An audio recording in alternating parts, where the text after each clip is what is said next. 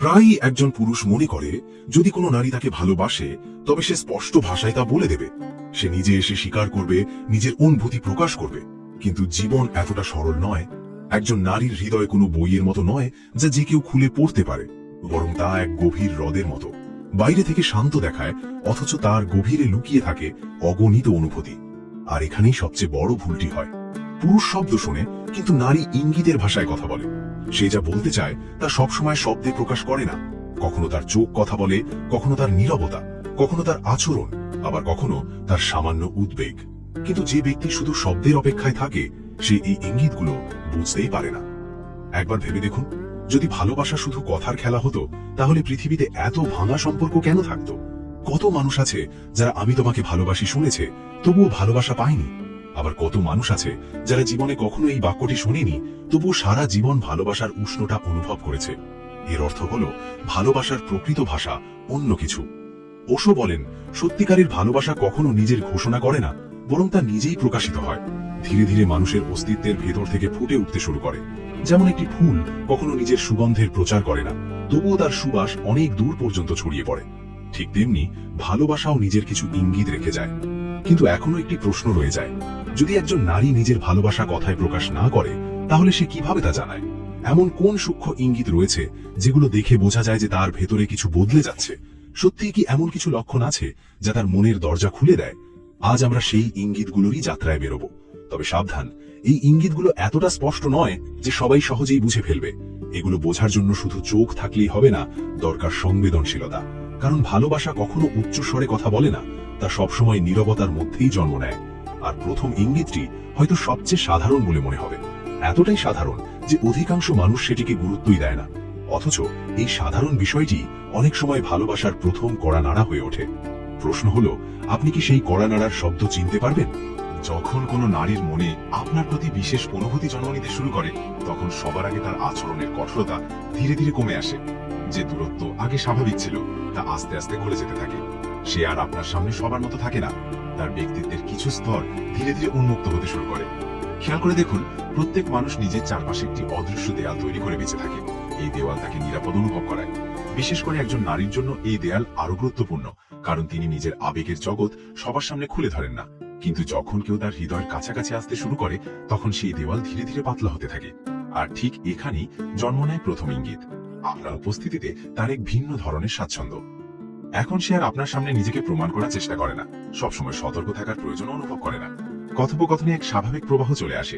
সে ছোট ছোট বিষয়েও হাসে, কোনো কারণ ছাড়াই নিজের ভাবনা ভাগ করে নেয়, এবং অনেক সময় এমন কথাও বলে ফেলে যা সাধারণত কাউকেই বলে না। এখানে একটি সূক্ষ্ম পার্থক্য বোঝা জরুরি। স্বাচ্ছন্দ্য আর আকর্ষণ এক জিনিস নয়। আকর্ষণ ক্ষণস্থায়ী হতে পারে, কারো সৌন্দর্য, ব্যক্তিত্ব বা প্রভাব থেকে তা জন্ম নিতে পারে। কিন্তু স্বাচ্ছন্দ্য জন্ম নেয় বিশ্বাস থেকে, আর বিশ্বাস কখনো হঠাৎ করে তৈরি হয় না। ওশো বলেন, যেখানে ভয় ধীরে ধীরে শেষ হতে শুরু করে, সেখান থেকেই প্রকৃত নৈকট্যের সূচনা হয়। যদি কোনো মানুষ আপনার আশেপাশে নিজের মতো থাকতে পারে, কোনো অভিনয় ছাড়াই, তবে বুঝবেন তার ভেতরে গুরুত্বপূর্ণ কিছু পরিবর্তন ঘটছে। আপনি হয়তো লক্ষ্য করেছেন, কিছু মানুষ ভিড়ের মধ্যে খুব স্বাভাবিক মনে হয়, কিন্তু একা থাকলে অস্থির হয়ে পড়ে। আবার কিছু মানুষ সাধারণত লাজুক হলেও কোনো বিশেষ মানুষের সঙ্গে থাকলে তাদের আচরণ পুরোপুরি বদলে যায়। তারা খুলে যায়, হালকা হয়ে যায়, যেন বুকের উপরের কোনো বার নেমে গেছে। এই পরিবর্তন কোনো কাকতালীয় ঘটনা নয়, কারণ যখন হৃদয় কাউকে গ্রহণ করতে শুরু করে, তখন সবার আগে আত্মরক্ষার দেওয়ালগুলো দুর্বল হয়ে পড়ে। মানুষ অনুভব করতে শুরু করে যে এখানে তাকে বিচার করা হবে না, এখানে তাকে নিজের আসল সত্তাকে লুকিয়ে রাখতে হবে না। কিন্তু গল্প এখানেই শেষ নয়। স্বাচ্ছন্দ্য শুধু দরজা খুলে দেয়, ভেতরে প্রবেশের আমন্ত্রণ জানায় না। এটি কেবল জানিয়ে দেয় যে আপনার প্রতি তার মনে বিশ্বাস জন্ম নিতে শুরু করেছে। কিন্তু ভালোবাসা শুধু বিশ্বাসে থেমে থাকে না, এরপর আরো গভীর একটি ঘটনা ঘটে। এমন এক সময় আসে যখন সে শুধু আপনার সঙ্গে স্বাচ্ছন্দ্য বোধই করে না, বরং আপনাকে তার সেই জগতের এক ঝলক দেখাতে শুরু করে যেখানে সাধারণত কারোর প্রবেশাধিকার থাকে না। আর এটাই পরবর্তী ইঙ্গিত, যা আগের চেয়ে আরো গভীর, আরো রহস্যময় এবং আরো গুরুত্বপূর্ণ। যে কোনো নারীর বাহ্যিক ব্যক্তিত্বই তার প্রকৃত পরিচয় নয়। পৃথিবী যে মুখটি দেখে তা কেবল একটি পরিচিতি মাত্র। তার ভেতরে রয়েছে আরেকটি সম্পূর্ণ জগৎ, চিন্তার, স্মৃতির, অপূর্ণ স্বপ্নের, না বলা ভয়ের এবং সেই সব অনুভূতির যা তিনি সবার সামনে প্রকাশ করেন না। এই কারণেই কোনো নারীকে সত্যিকার অর্থে জানা মানে শুধু তার সম্পর্কে তথ্য জেনে নেওয়া নয়, তার অন্তর জগতে প্রবেশ করতে হয়। আর সেই প্রবেশ কোনো অধিকার বোধ থেকে আসে না, বরং দীর্ঘদিনের বিশ্বাসের যাত্রার পর অর্জিত হয়। যখন তার মনে আপনার জন্য একটি বিশেষ জায়গা তৈরি হতে শুরু করে, তখন একটি সূক্ষ্ম পরিবর্তন চোখে পড়ে। সে আর শুধু বর্তমানের কথা বলে না, ধীরে ধীরে কথোপকথন গভীর হতে শুরু করে। আলোচনার বিষয়ও বদলে যায়। এখন আর শুধু সারাদিনের ঘটনা বা সাধারণ বিষয়েই কথা সীমাবদ্ধ থাকে না। কখনো সে নিজের শৈশবের কোনো স্মৃতি আপনার সঙ্গে ভাগ করে নিতে পারে, কখনো বহু বছর ধরে নিজের ভেতরে লুকিয়ে রাখা কোনো পুরনো অভিজ্ঞতার কথা বলতে পারে, আবার কখনো এমন সব স্বপ্নের কথা জানাতে পারে যেগুলোকে সে কারোর হাসির বিষয়ে বানাতে চায়নি। খেয়াল করুন, এটি শুধু গল্প করা নয়। যখন কোনো মানুষ নিজের জীবনের সংবেদনশীল অংশ অন্য কারোর সামনে খুলে ধরে, তখন সে আসলে নিজের ভেতরের দুর্বলতাকে স্বীকার করে নিচ্ছে।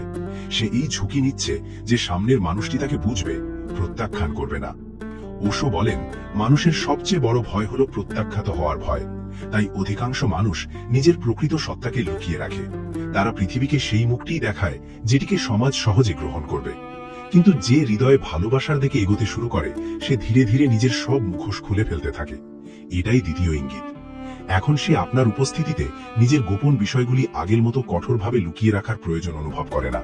সে তার মনের সেই কোণগুলিও আপনাকে দেখাতে শুরু করে যেখানে সাধারণত কারোর প্রবেশাধিকার থাকে না। অনেক সময় এই পুরো প্রক্রিয়াটি এত ধীরে ঘটে যে সামনের মানুষটি বুঝতে পারে না। তার মনে হয় এ তো শুধুই সাধারণ কথোপকথন, কিন্তু বাস্তবে এটি শুধু কথা নয়, বরং বিশ্বাসের ধীরে ধীরে বিস্তার। কারণ একজন নারীর জন্য নিজের আবেগের জগৎ খুলে দেওয়া অত্যন্ত বড় একটি বিষয়। তিনি এমনটি জীবনের প্রতিটি মানুষের সঙ্গে করেন না। তিনি খুব সতর্কভাবে নির্বাচন করেন কাকে নিজের অন্তরে প্রবেশ করতে দেবেন আর কাকে বাইরেই রেখে দেবেন। কিন্তু এখানেও আরেকটি গভীর রহস্য লুকিয়ে আছে। নিজের জগতে কাউকে প্রবেশ করতে দেওয়া অবশ্যই ভালোবাসার পথে একটি গুরুত্বপূর্ণ পদক্ষেপ, কিন্তু সেটিই শেষ নয়। কারণ এখনো পর্যন্ত যা কিছু ঘটেছে সবই ছিল তাকে ঘিরে, তার অনুভূতি, তার স্মৃতি, তার অভিজ্ঞতা। ভালোবাসার পরবর্তী ধাপ শুরু হয় তখন যখন কেন্দ্রবিন্দু বদলাতে শুরু করে, যখন তার চিন্তা শুধু নিজেকে ঘিরে সীমাবদ্ধ থাকে না, যখন আপনার জীবনে ঘটে যাওয়া ঘটনাগুলিও তার ভেতরে আলোড়ন তুলতে শুরু করে, যখন আপনার হাসি অন্য একজনের মুখেও আনন্দের আলো ছড়িয়ে দেয়, আর আপনার কষ্ট তার মনেও অস্থিরতা সৃষ্টি করে। আর এটাই তৃতীয় ইঙ্গিত, যা বুঝতে পারলে ভালোবাসার রহস্য আরো পরিষ্কার হয়ে ওঠে। যতক্ষণ মানুষ শুধু নিজের চারপাশে বেঁচে থাকে, ততক্ষণ তার অনুভূতিগুলো শুধু নিজেকেই ঘিরে থাকে। তার আনন্দ তার নিজের, তার দুঃখ তার নিজের, তার উদ্বেগও তার নিজের জীবনকে কেন্দ্র করেই ঘুরতে থাকে। কিন্তু ভালোবাসা এক বিস্ময়কর ঘটনা। ধীরে ধীরে এটি সেই কেন্দ্রবিন্দুকেই বদলে দেয়। এমন একটি সময় আসে যখন সামনের মানুষের অবস্থা আপনার ভেতরেও প্রভাব ফেলতে শুরু করে। আর ঠিক এখানেই ভালোবাসা শুধু আকর্ষণ বা ঘনিষ্ঠতা নয়, বরং করুণার রূপ নিতে শুরু করে। যদি কোনো নারীর মনে আপনার জন্য গভীর অনুভূতি জন্মিতে থাকে, তবে তিনি শুধু আপনার উপস্থিতি উপভোগ করেন না, তিনি আপনার অবস্থাও অনুভব করতে শুরু করেন। অনেক সময় কিছু না বললেও তিনি বুঝে যান যে আপনার ভেতরে কিছু ঠিক নেই। আপনার কথাগুলো স্বাভাবিক শোনালেও তিনি সেই কণ্ঠের আড়ালে লুকিয়ে থাকা ক্লান্তি অনুভব করতে পারেন। হয়তো আপনিও এমন অভিজ্ঞতার মুখোমুখি হয়েছেন। কিছু মানুষ আপনার সঙ্গে ঘন্টার পর ঘন্টা কাটাতে পারে, তবুও আপনার ভেতরে কি চলছে তাতে তাদের কোনো আগ্রহ থাকে না। আবার কিছু মানুষ মাত্র কয়েক মিনিট কথা বলেই বুঝে যায় যে আজ আপনার মনের আকাশে অন্যরকম আবহাওয়া বইছে। এই সংবেদনশীলতা কোনো সাধারণ বিষয় নয়। ওশো বলেন, যেখানে ভালোবাসা গভীর হয় সেখানে আলাদা থাকার অনুভূতি ধীরে ধীরে কম হতে থাকে। দুজন মানুষ শারীরিকভাবে দূরে থাকলেও আবেগের স্তরে তারা একে অপরের সঙ্গে সংযুক্ত হয়ে যায়। একজনের অন্তরে ওঠা ঢেউ অন্যজনের তীরেও গিয়ে লাগে। এই কারণেই যখন তিনি আপনার জীবনের কথা মন দিয়ে শোনেন, তখন তার উদ্দেশ্য শুধু কথোপকথন চালিয়ে যাওয়া নয়, তিনি সত্যিই জানতে চান আপনি কেমন আছেন। যদি আপনি কোনো কঠিন সময়ের মধ্যে দিয়ে যান, তবে তার ভেতরে স্বাভাবিকভাবেই আপনার জন্য উদ্বেগ জন্ম নেয়। আর যদি আপনার জীবনে ভালো কিছু ঘটে, তবে তার আনন্দও কেবল আনুষ্ঠানিক থাকে না, সেটি আন্তরিক হয়ে ওঠে। তবে এখানে একটি গুরুত্বপূর্ণ বিষয় বুঝতে হবে। উদ্বেগ আর নিয়ন্ত্রণ এক জিনিস নয়। যে মানুষ নিয়ন্ত্রণ করতে চায় সে আপনাকে নিজের ইচ্ছামতো পরিচালিত করতে চায়, কিন্তু যে সত্যিই ভালোবাসে সে শুধু আপনার মঙ্গল কামনা করে। সে আপনার সিদ্ধান্তের উপর কর্তৃত্ব করতে চায় না, বরং আপনার জীবনের প্রতিটি অভিজ্ঞতার অংশ হতে চায়। এই কারণেই তার প্রশ্নগুলোর ধরনও বদলে যায়। এখন সে শুধু জিজ্ঞেস করে না আজ দিনটা কেমন গেল, বরং জানতে চায় আজকের দিনটা তোমাকে ভেতর থেকে কেমন অনুভব করালো। ধীরে ধীরে আপনার সাফল্যে সে গর্ব অনুভব করতে শুরু করে। আপনার ব্যর্থতা তাকে হতাশ না করে বরং আপনার জন্য আরো চিন্তিত করে তোলে। আর এই সবকিছুই ঘটে কোনো ঘোষণা ছাড়াই, কারণ ভালোবাসার স্বভাবই এমন, সে কম বলে বেশি অনুভব করে। তবুও এখনো একটি পরিবর্তন বাকি রয়েছে। এতক্ষণ তার অনুভূতিগুলো বর্তমান সময়কে কেন্দ্র করেছিল। সে আপনার সুখ দুঃখের সঙ্গী হতে শুরু করেছে। কিন্তু যখন ভালোবাসা আরো গভীর হয়, তখন তা শুধু আজকের মধ্যে সীমাবদ্ধ থাকে না, তার দৃষ্টি সময়ের সীমানা অতিক্রম করতে শুরু করে। এমন একটি সময় আসে যখন সে অজান্তেই ভবিষ্যতের কল্পনায় আপনাকে দেখতে শুরু করে।